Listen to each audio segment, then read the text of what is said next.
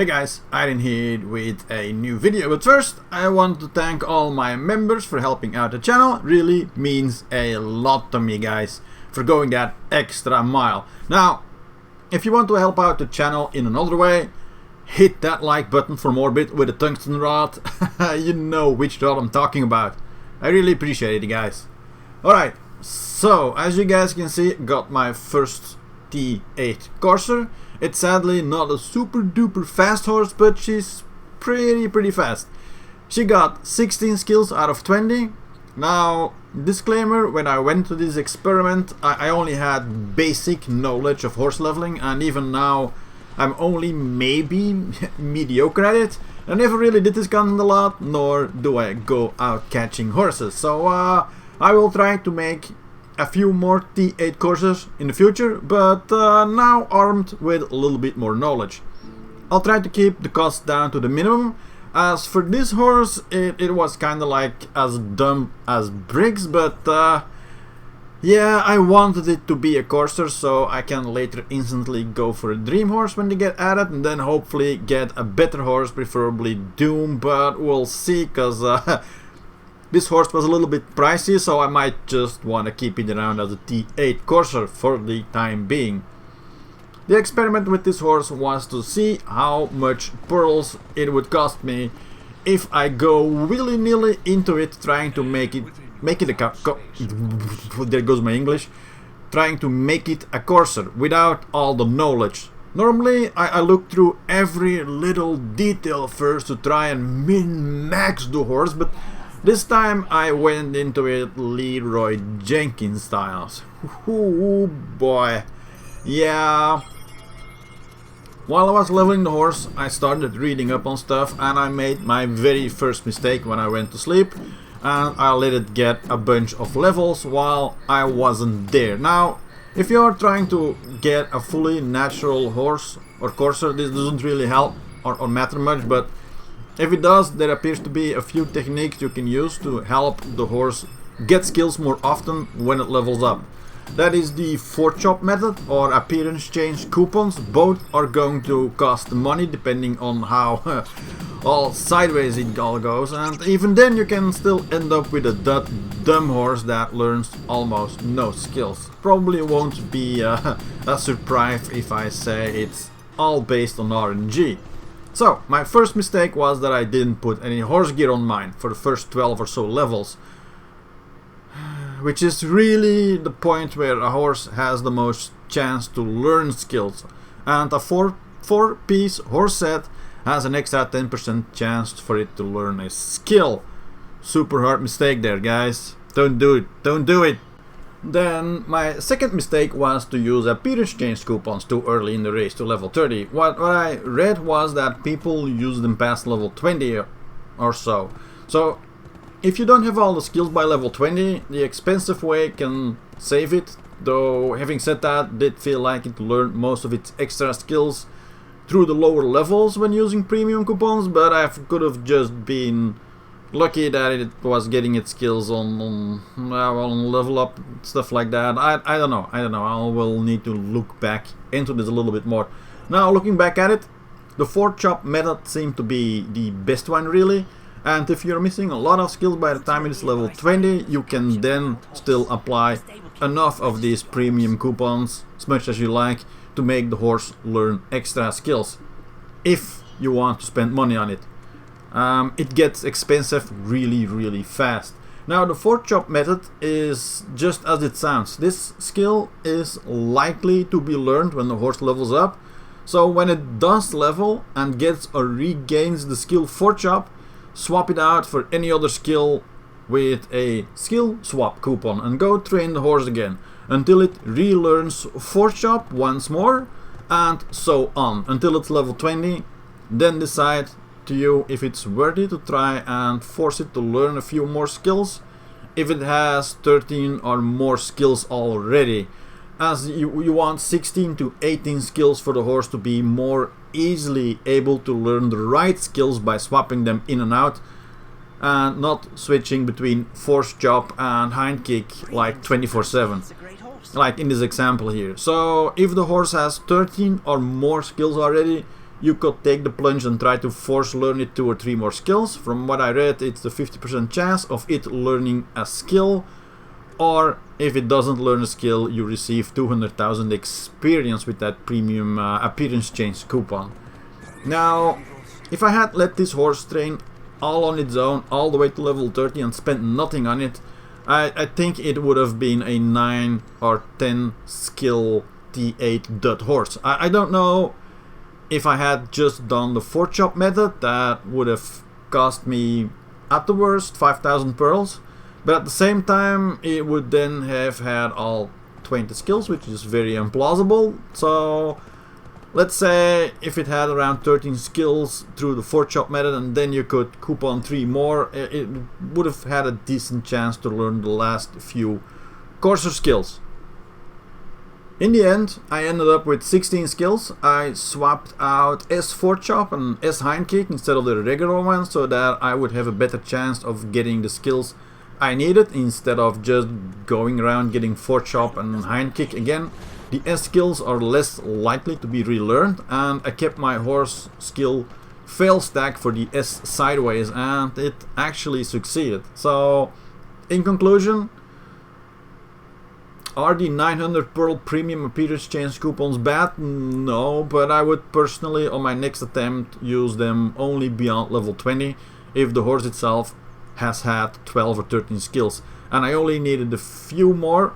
If it had 10 or below, screw it, level the horse, breed it, exchange it or sell it, but I would never spend this much on a horse ever again. This was a nice well, how do you say it? It's a nice I spent a lot of money on it, but I learned something valuable. So it was, for me, in my regards, it was worth it.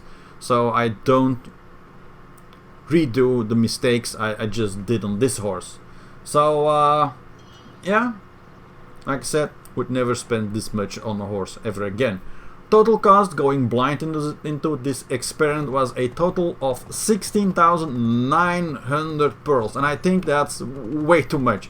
So when you do try to make a courser, look into the 4 chop method a bit more and bail if the horse doesn't have enough skills by level 20, because if your horse has only 10 skills and you need to swap skills to make it a 7 skill courser, it is going to be an almost impossible task if you are planning to buy a cheap T8 with low skills and you think you'll just swap them out. I would advise against it.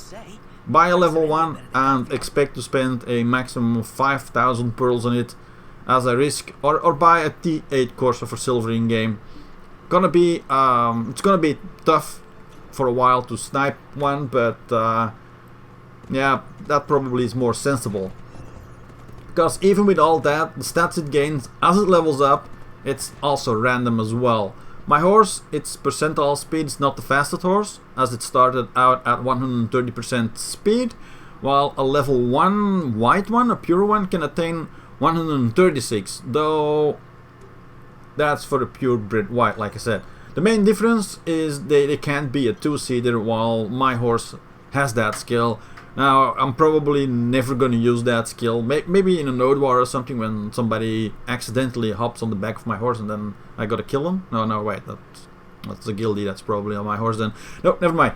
I really learned a lot by just going YOLO into making a T8 courser, showing you how expensive it can quickly get.